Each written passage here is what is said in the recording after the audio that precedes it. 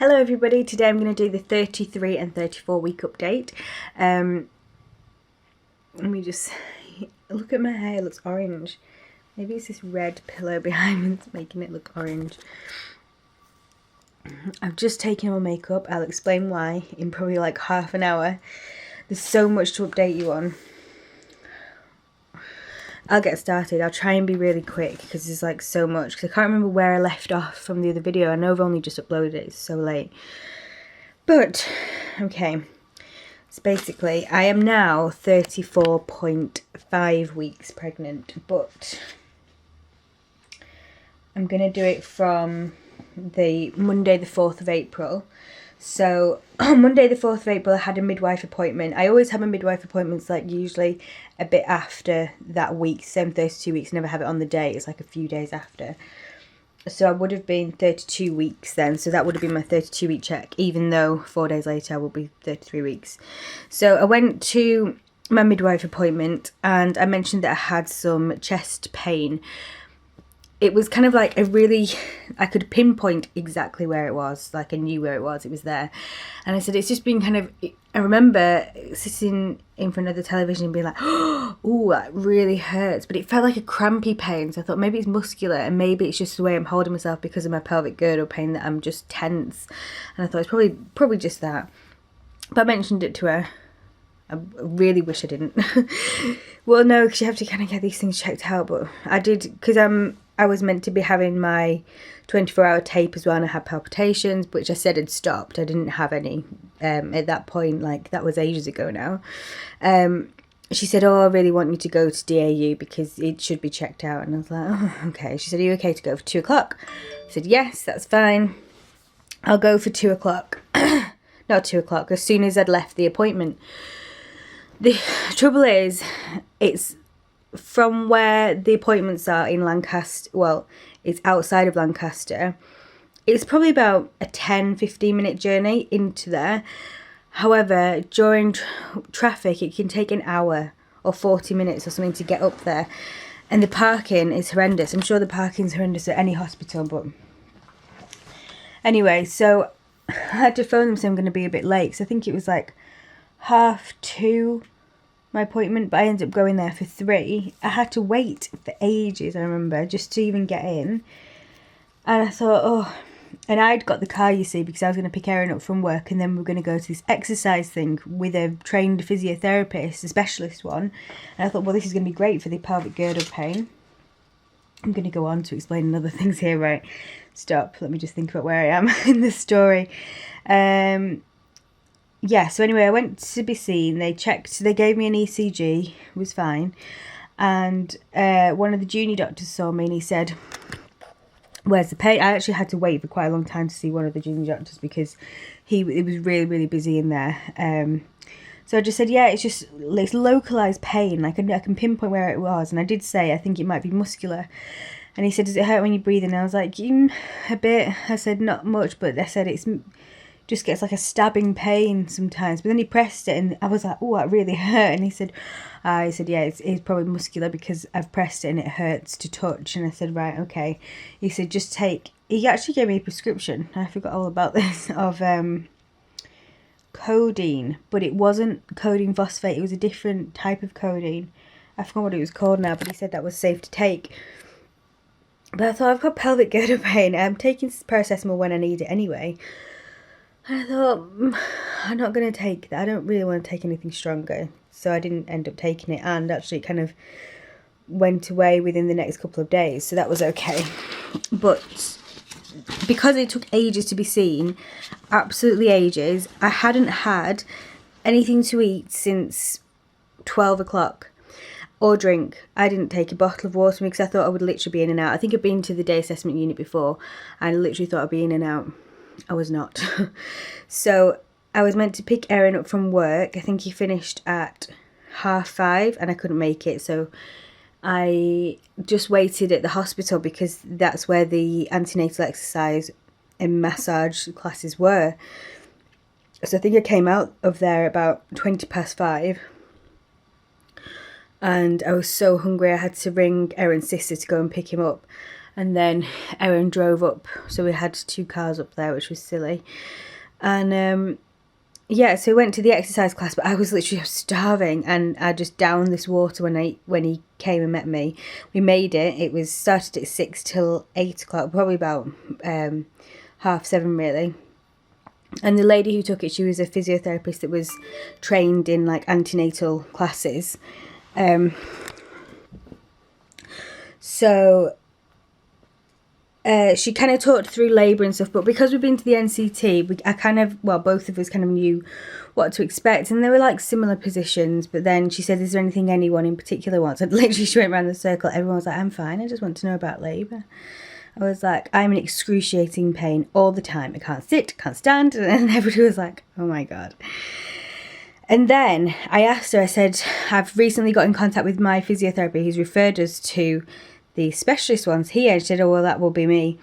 And I said, well, yeah, and this is the thing, I've been waiting 5 weeks, blah, blah, blah, blah. And she said, oh, right, well, I haven't got anything for you, I haven't received anything. And actually, she did leave a message on my phone, and I didn't realise it was you. But yeah, that's fine. I mean, you will probably end up seeing me. However, you will have to wait. I have got a waiting list. I was like, I've been waiting 6 weeks to see somebody, and you're saying I then have to wait again. I just thought, I was so annoyed. I was tired, I was hungry, I was everything. And I just thought, no. So that was at the end of the session anyway. So we went home. This is only Monday.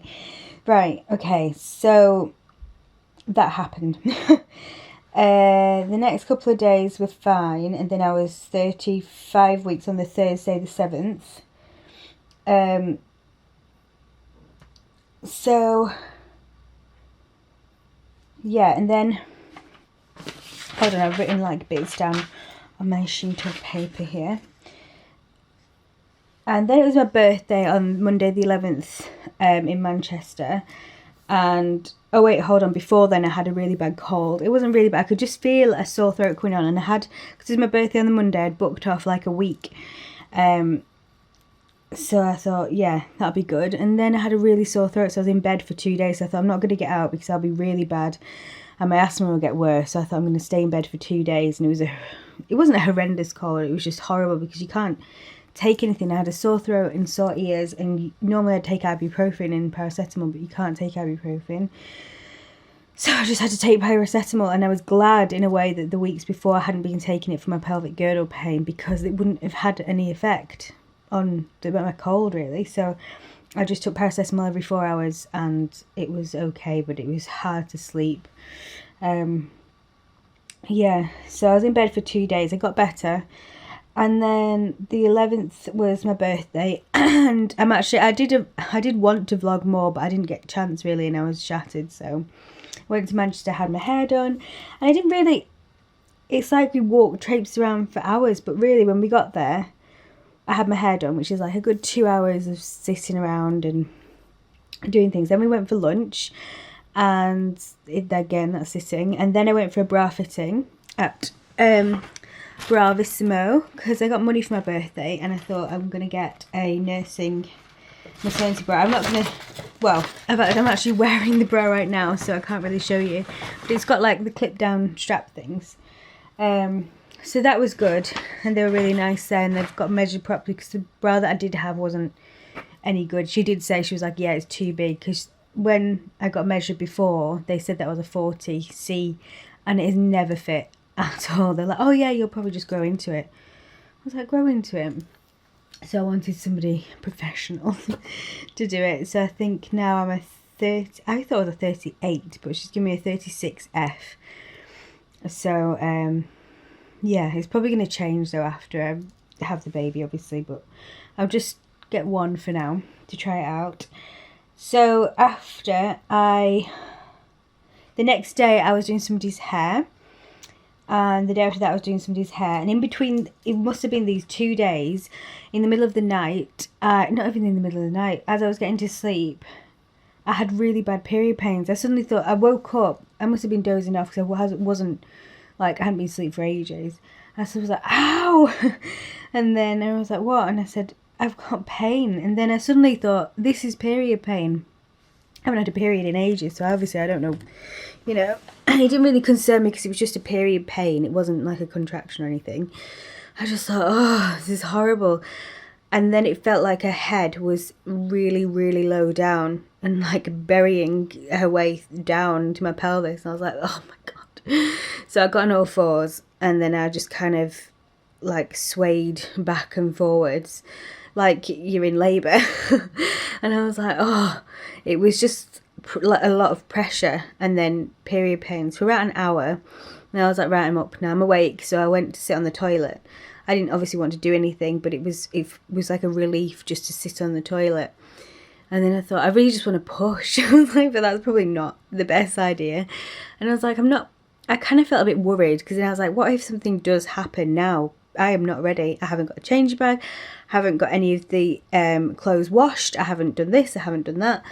And I just thought of a huge list of things that I haven't done. And I was like, oh God, I haven't got my bag packed even. So I was worried because I just wasn't prepared. But then I thought, no, it's don't be stupid because this must be kind of normal. And I haven't got any contractions. I've never had Braxton Hicks. That's where the whole stomach tightens, I've heard. And I wasn't tightening up. It was just lower abdominal pain, like proper period pains. So that was okay. I managed to get some sleep, probably about 4 hours, that's all I get now. And then the next day I washed all the clothes. I washed literally all the baby clothes, and then I decided I wanted to wash the cardigans, but we need a washing line because we need to do the garden. So we're looking in, well, we've got the washing line now, we just need to fix it in, and then I'll be washing the cardigans. Then I was like, right, I need a changing bag. And that was my plan actually. For my birthday money I was going to get a changing bag, so I'll show you the one I've got. Here it is. This is the change bag and it's a baby male one. I really wanted the Stork Sack one, but I wasn't prepared to spend £200 even though I'd like to. It's not properly sorted out yet. I've just got some little cotton wool balls in here so far. I got one of these things to put things in from Morrison's. And it's just got random bits in at the moment. Nappy sacks. It comes with, hold on a minute. Let me just turn this around. These compartments here for your nappies. I should do a proper what's in my changing bag, but and it comes with one of these changing mats as well. I will do a proper one when I've like sorted it all out. I really like it. At first I was a bit worried that it was too big, and then the lady said to the shop you can never have a bag that's too big. So anyway, this was the one that I liked best. It looks good with the pram, and you attach it on by those two straps. So we actually that day picked up the pram, and it's at my mum's now. So then I'm not sure it was that day or the day after. Erin went to his physio appointment because he had a slip disc, so he goes to physio like every Wednesday. I had to pick up something or check something in town in Morecambe, and then just as walking through the Arndale, back to my car actually, I felt like I was going to have diarrhea. Like, you know, those cramps. I was like, and I went really hot and really cold, and I was like, oh my God, it's going to happen. I need the toilet or I need to sit down. And I looked at this seating area and I thought, should I sit down? I was like, no, I just want to go to my car. So I carried on walking. Usually if you get that feeling, you need to go like right there and then, or you need to find somewhere quickly. But then I walked and it kind of went off, and I just thought, oh, let's just get to the car and then I'll drive home before picking Erin up, or I'll pick Erin up and go to the toilet there. But nothing happened, and nothing, like, even when I went home, I didn't need the toilet. I didn't need to do anything. So that was strange. And then in the, at night time I had the same kind of thing and the same pains. I thought, this is so weird. Anyway, after that, let's have a look. I had my 24-hour ECG on. That was the day after, so I had to go up to the hospital, have them put on the ECG for me, all the electrodes and things, and that was fine. Like, I'd stopped having the palpitations, so I didn't really feel like it was really necessary. But anyway, they monitored me. I did have a palpitation on there, but there was no irregular heart rhythm, because I went to see him the next day and they said no, that's absolutely fine. No, I didn't actually. I went to see him on this Monday, I think. Yeah, this Monday. And he said, no, that's fine, we'll discharge you, but if you have any more problems, get them to refer you back to us and we'll sort it all out. Because I have had palpitations in the past. I think it's just stress. Stress related, really. So that was that. And then on the Friday, after I'd had the ECG fitted, I think I had the ECG fitted on Thursday, I took it back on the Friday. And the Friday I had, I took part in this, there's research at the University of Cumbria where how babies react to light shined at them inside the womb. It doesn't harm the baby or anything. They just want to see if there's any difference in if the baby's big baby, a small baby, average, and their sex. They want to see how they react to light. So they alter the light according to the baby as well. So I volunteered to do that. And because you get to see your baby on 4D and you get like lots of images, which is really good. And we got to see her, like, she looks so much different from when she was 17 weeks and really thin. She was like, now she's like big chubby cheeks. You think they're like mine. And then they said that she had dimples as well, but Erin and I both have dimples. So that was really, really good. They also said, I asked them how, she was breech as well, but now she's turned down. So we found out then she was head down, which was good. She said, she's in the perfect position to go now. She's already set to go. And then we asked some of the weights, and she said she's currently 5 pounds, which I was like, that's fine, because I've got another 5 to 6 weeks to go. That's £0.5 pound each week, so it's like 7.5 to £8. So I was like, that's fine. I expected it to be huge. So yeah, so I did that, and I got some lovely images. I'll show you them, but I don't know where my phone is. I just lost it. Yeah, and so on the Monday I saw the doctor for the cardiology, and then it must have been Monday morning that I decided. I watched this girl Hayley, her video, and she mentioned that she had these like period pains, like lower period pains, and I was like, that is exactly what I've had. And she said that she mentioned it to the midwife, and the midwife was like, you need to slow down, because I think her baby's head was engaged. So I was like, I wonder if it is engaged, but I was like, it doesn't really feel like pressure all the time. It's just now and again. Sometimes it's like really low. I'm like, oh. So I phoned the antenatal day thing, and they said, yeah, we'd like you to come in just to have everything checked. So I was like, okay. So I went in, they hooked me up to a machine, checked the baby's heart rate, everything was fine. They asked me to explain what had been happening. Said I've had period pains, I've also had like diarrhea kind of cramps, but with nothing. I said I've been really thirsty as well. I mentioned because at the start of my pregnancy, I was really thirsty for at least 2 weeks. I was like drinking, but then nothing. And I've been checked for diabetes. I haven't got diabetes, so it's nothing to do with that. And just all of a sudden I can't get enough water now. But anyway, he pinpricked my finger and my blood sugar was fine. He also palpated my stomach, and the baby was still head down. I did mention that I went to the university, and they said that she was 5 pounds, which he said, he was like, wow, that's big. And I was like, how is it big? Anyway, yeah, so I was at the day assessment, and I feel like I lived there. So then they said, yeah, there's nothing wrong. If you get any more cramps or lower back pressure, water, like your water's breaking, anything else, come back. I was like, well, I get cramps now like every night. And they're like, oh, we'll just take paracetamol. It's like, well, like, I could ring up every single day and say I've got period pain, should I come in? Yeah. Anyway, it just makes, I guess when you know, don't you, really, if the baby's coming. So Tuesday, today, good Lord, Bearing in mind, I've now been to that day assessment unit. I feel like I've been up to the hospital a million times now. I went on the Thursday the 14th, Friday the 15th, Monday the 18th, and now Tuesday the 19th. I went to see my midwife. I went to see the physio first thing this morning. The physiotherapist, I forgot to end that story.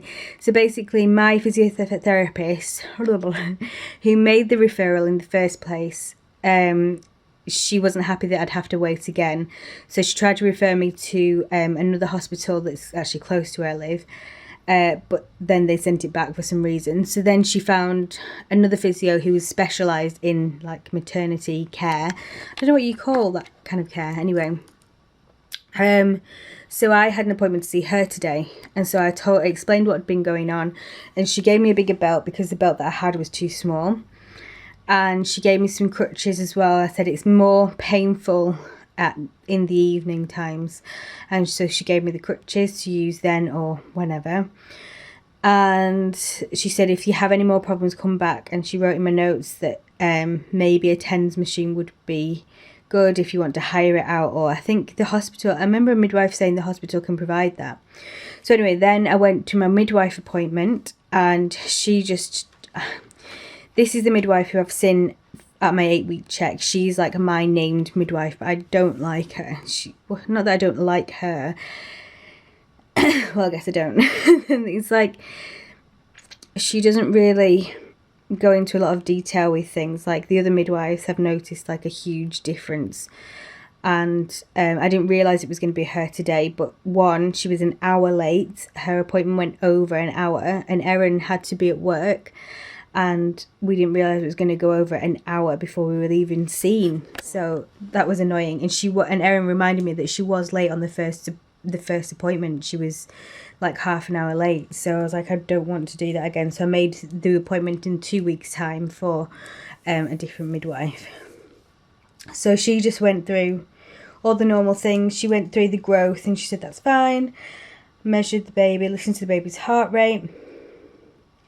And then I just mentioned to her about the cardiology thing. They said that's fine.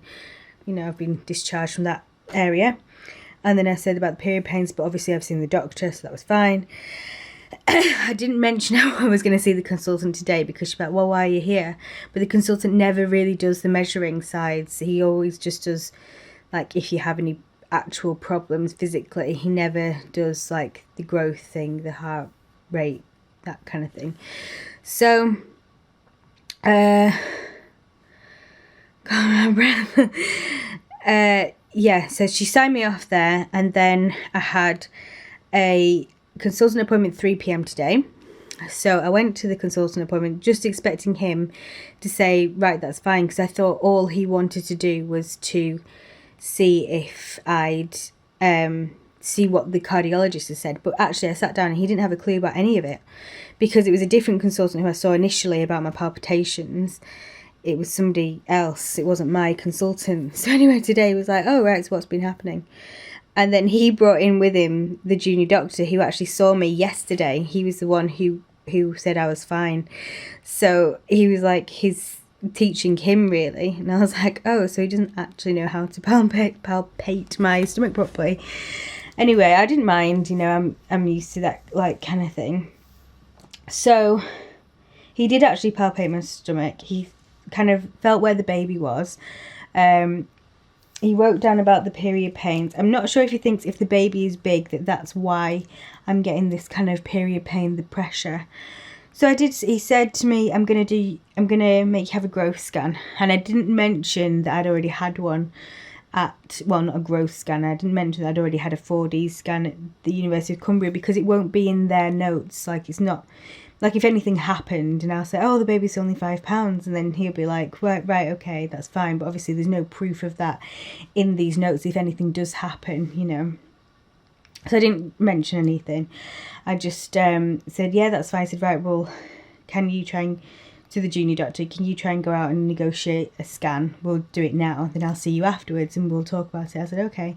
I said, but what does it actually mean, like a big baby? I said, what classes is big, and what happens if it is big? He said, oh, we'll get to that if and when it happens. I was like, but I want to know now, not even because I'm worried. I just was interested at why, you know, all the mechanics behind it. That was all. But yeah, he probably thought he doesn't want to worry me with information that I don't need to know.